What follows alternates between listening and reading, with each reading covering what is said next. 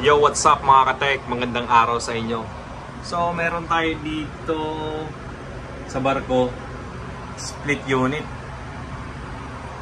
Kwarto to ni first engineer. So, may leaking ang evaporator niya. So, na-fix na natin.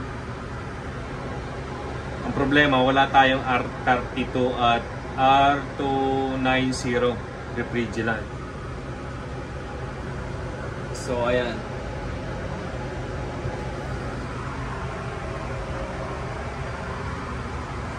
So, ang history nito mga katek ay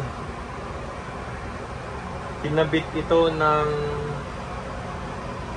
technician dito sa barko. AC technician. Ngayon, dinala daw to dito, unit na to, wala siyang refrigerant.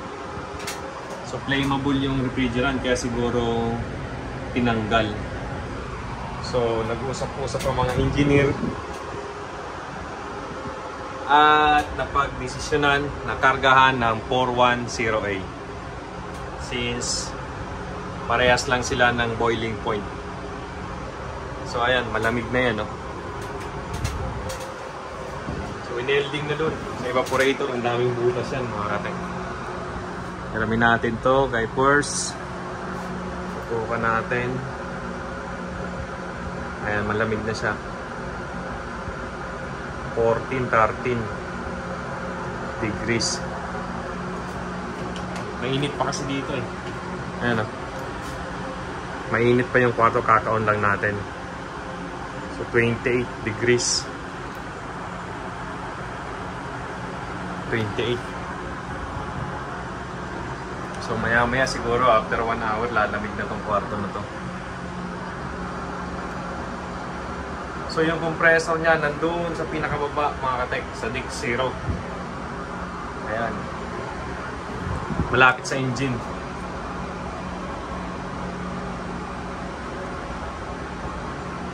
Ayan.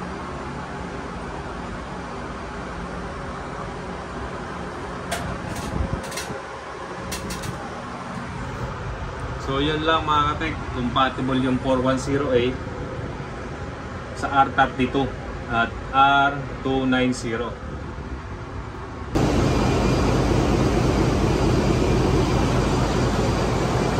So ito yung compressor niya mga katek.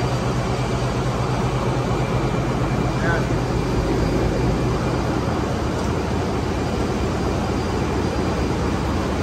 Inargaan natin ng 410 7 bar.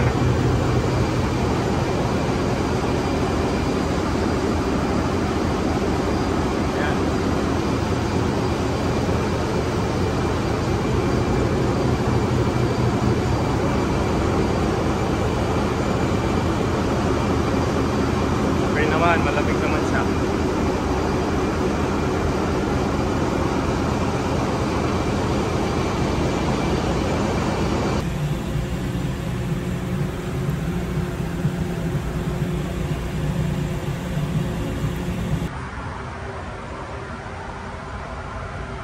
So sana meron kayo nakuhang ideya mga katek.